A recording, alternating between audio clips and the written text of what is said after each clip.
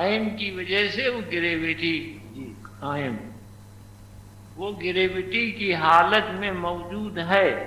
وہ ایک جو ہے احد وہ گریویٹی کی حالت میں ہے آئن کی وجہ سے۔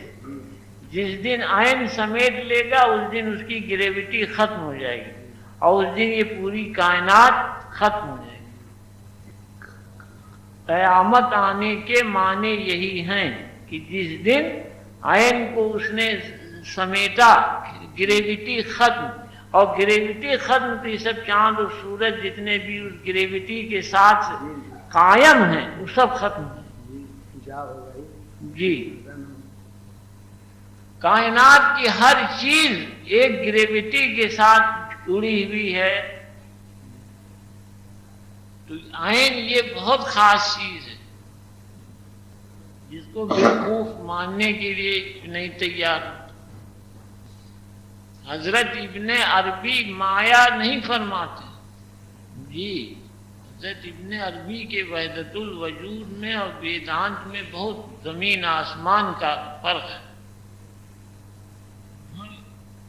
آگے ہے کچھ بھائی؟ جی یہ ختم ہے سر، دوسرا پیرا ہے۔ اچھا آدھے سو تو پڑھے، وہ کیا نہیں رہ گیا؟ اچھا پڑھ لیا۔ ملک ہندوستان میں ایران کے نوروز کی طرح ہولی منائی جاتی ہے۔ تمام لوگ شہر شہر، قصبہ قصبہ اور گھروں گھروں میں خوشیاں مناتے ہیں،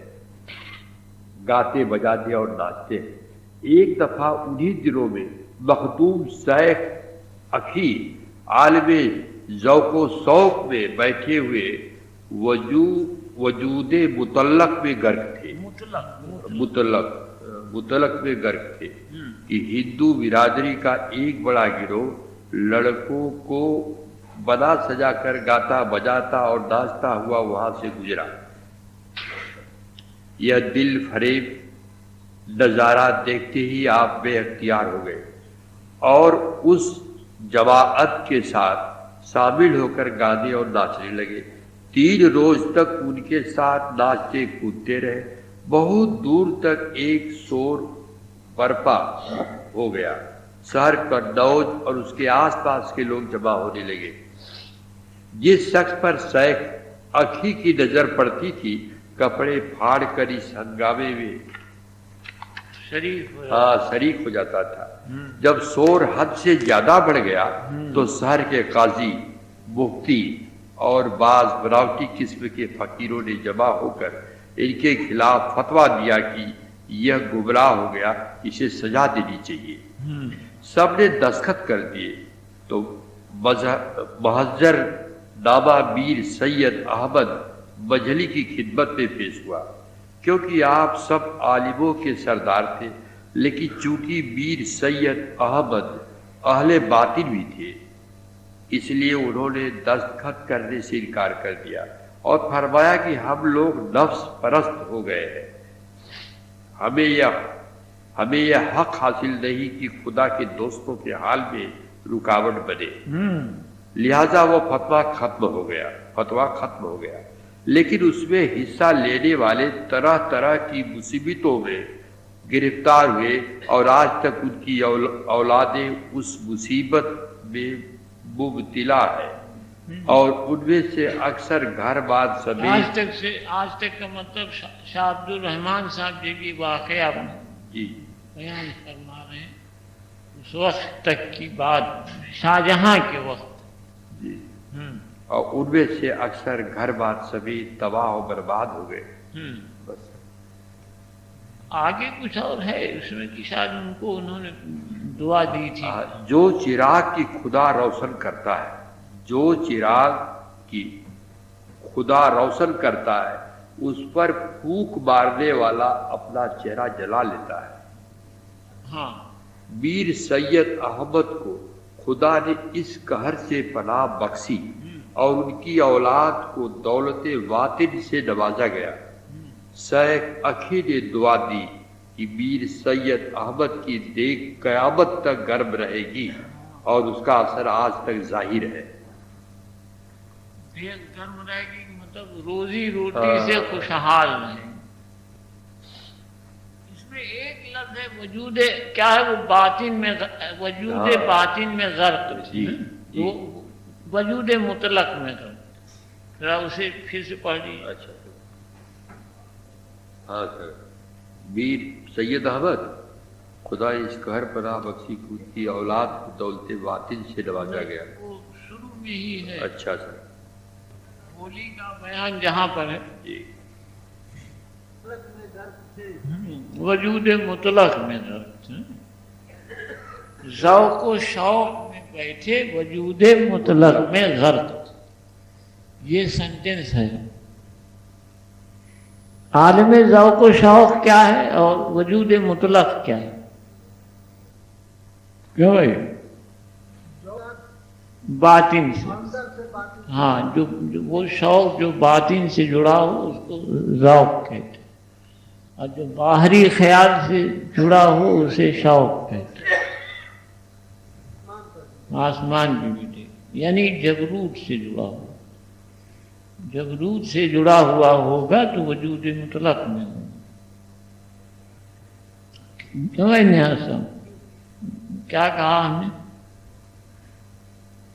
اسی عالم میں وہ مجمع نکلا اسے دیکھ کر مقام رنگ میں موجود تھے اس لیے اس رنگ کے ساتھ اپنے کو جوڑ لیا اور مقام رنگ میں اگر نہ ہوتے اس وقت بے رنگی میں ہوتے خاموش رہتے مقام بے رنگی میں ہوتے تو کوئی اثر نہ کرتا اس طرح اچھا اب بس کیا جائے اب آپ لوگ ناشتہ کریں تھوڑا بہت ارے عتیق بھیا عتیق بھائی سنو صاحب سے کہا کہ وہ آئے ہیں اچھا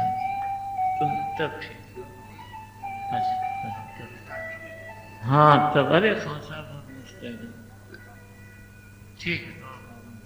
تشریف رکھیں کیا اوپال بھائی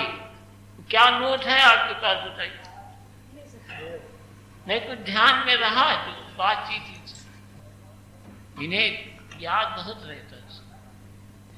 شیوپال بھائی چاہیں تو جتنا سنا تھا کل کا وہ سب دوہرا ہاں دادے رشی جی بنارس میں اسے یہ سب دوہرا دیتے تھے آفٹر آداب کہنے لگے کہ وہاں گئے تو ہون ہو رہا تھا تو سب پنڈت تھے اشدھ اچارن ہو رہا تھا تو ہم کہا ہٹو ہٹو کہنے ہم نے سب بیٹھ کے منتر پڑھ دیا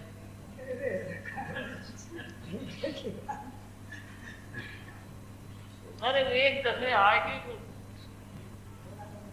ہاں شروع کیجیے پڑھیں سرکار آگے ہاں وہ اچھا پیارا حضرت شیخ پیارا کے بیان میں فرماتے ہیں کہ تعلیم روحانی کے لیے آپ پیر سید گیسو دراز کی خدمت میں حاضر ہوئے آپ نے پوچھا تم کسی جگہ عاشق ہوئے ہو لیکن اس کے اظہار سے ڈر رہے ہو انہوں نے عرض کیا کہ بندہ عشق سیکھنے کے لیے حاضر خدمت ہوا ہے مجھے کیا معلوم کہ عشق کیا ہوتا ہے آپ نے فرمایا میری غرض تمہارا امتحان لینا نہیں بلکہ یہ معلوم کرنا ہے کہ تمہارا مشرب کیا ہے اگر کوئی بات ہو تو دکھ کر کہہ دو سر مت کرو مشرب کیا ہے خیال رکھیے گا پوچھنا ہے کہ تمہارا مشرب کیا جی مشرب کی بہت سی قسمیں کہ انہوں نے عرض کیا کہ ایک دفعہ میں ایک عورت پر عاشق ہو گیا لیکن کسی طرح اس کا وصال حاصل نہیں ہوتا تھا میں نے جنیو پہنا اور جس بت خانے میں وہ عبادت کرنے جاتی تھی وہاں چلا گیا تاکہ دیدار کر سکوں میر سید محمد گیسو دراز نے انہیں بغل میں لے کر فرمایا کہ تو بڑا عالی ہمت ہے عشق کا طریقہ سیکھنے کا تجھ سے زیادہ کون حق رکھ سکتا ہے ایک کام بلند ہمت لوگوں کا ہے اس کے مجازی کے سلسلے میں جو قربانیاں پیش کرے وہی اس کے حقیقی کے لائق ہوتا ہے اور ایسوں کو ہی علم باطن سکھایا جا سکتا ہے۔ ہوں، انہیں آپ نے خواجہ گنج سکر کے حجرے میں جو بابا قطب صاحب کے روضے میں داخل ہے، بس اب یہاں تک رہیے۔ جی حضرت بندہ نواز گیسو دراز کا طریقہ مذہب عشق کا ہے اور راستے سے تعلیم دیتے ہیں، طریقہ عشق کا ہے اور عشق کے راستے سے تعلیم دیتے ہیں۔ اسی پہ تعجب ہوا تھا ہم لوگوں کا کہ اس جگہ قوالی روک دی جائے ہونے سے، ہو رہی ہو بند کروا دی جائے۔ یہ زمانے کا فرق ہے، اس طرح کے لوگ نہیں ہیں، اس طرح کا ذہن نہیں ہے، وہ تہذیب بدل گئی، طریقہ بدل گیا، قاعدہ بدل گیا، اور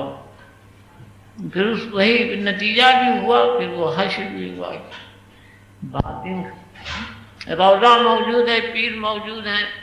ان کی روحانیت موجود ہے، روح کا جسم موجود ہے، جسم روح کے ساتھ موجود ہے۔ ارواحنا اجسادنا اجسادنا ارواحنا،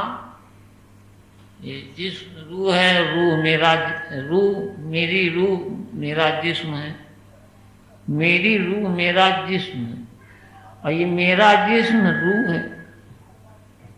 تو اس طرح کے حالات وہاں پوری طرح سے موجود ہیں، لیکن باطن باطن ہے، ظاہر ظاہر ہے، ظاہر رکاوٹ بنتا ہے باطن کے راستے میں۔ تعلیم مذہبی دے یا مذہب پرستی کی، یہ جھنڈا اٹھا لو، دین کا یوں نام علم کرو، دھرم کو یوں اونچا کرو، یہ دھرم ہے، یہ اس کا کرم کانڈ ہے، یہ شریعت ہے، ہمارا دھرم سب سے اونچا ہے یا ہمارا مذہب سب سے اونچا ہے، اس کے بعد پھر کوئی دھرم زمین پہ نہیں ہے، ہم ہی ہیں جو سورگ میں جائیں گے، بہشت میں جائیں گے، اور کوئی نہ سورگ میں جائے گا نہ بہشت میں، سب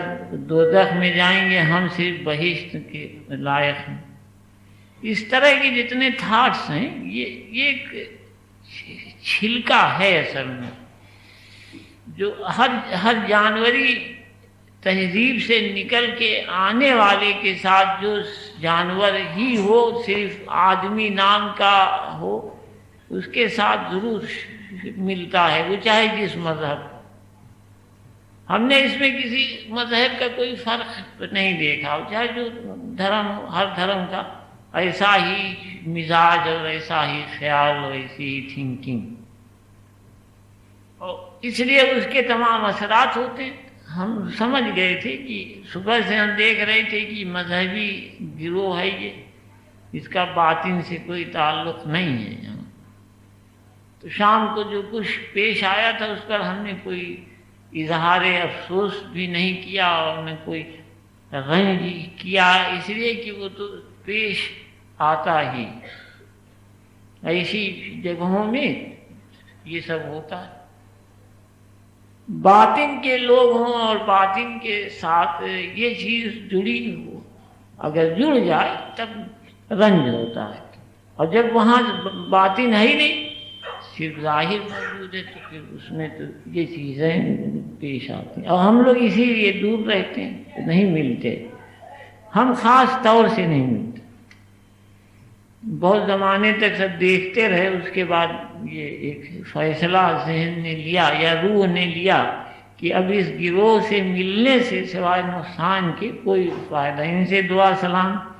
ان کے ساتھ اٹھنا بیٹھنا، یا ان سے جا کے ملنا، یا یہ بتانا کہ ہم یہاں سے آئے ہیں، یا ہم یہ ہیں، یا ہم یہ ہیں، ان پہ کوئی اثر نہیں آتا اور نہ کوئی فرق آتا، وہ جو ہیں وہیں رہیں گے، تو چاہے جس مذہب کی۔ تو حضرت بندہ نواز گیسو دراز کا ایک میں نے وہیں رک کے کہا تھا، ایک طرح اسے پھر دوہرا لیجیے، مشرب فرما رہے ہیں۔ پوچھنا یہ تھا کہ بھئی تمہارا مشرب کیا؟ ہر صاحب باطن کو یا فقیری راستے پہ چلنے والے کو یہ طے کرنا پڑتا ہے کہ اس کا مشرب کیا ہے۔ بہت اچھی بات پوچھ رہے ہیں حضرت بندہ نواز۔ میں نے سوال اس لیے کیا ہے کہ تاکہ تم یہ بتاؤ یا تم یہ بتا سکو کہ صاحب ہمارا مشرب یہ ہے. مشرب اگر یہ نہ ہو تو فرما رہے ہیں کہ آگے چل کر کے فرما رہے ہیں کہ اگر اس راستے کا آدمی نہیں ہے تو وہ باطن کی تلاش میں ناکامیاب رہتا ہے، یا اگر تلاش میں نکلے گا بھی تو کچھ دن کے بعد لوٹ جائے گا واپس. جو کھا کے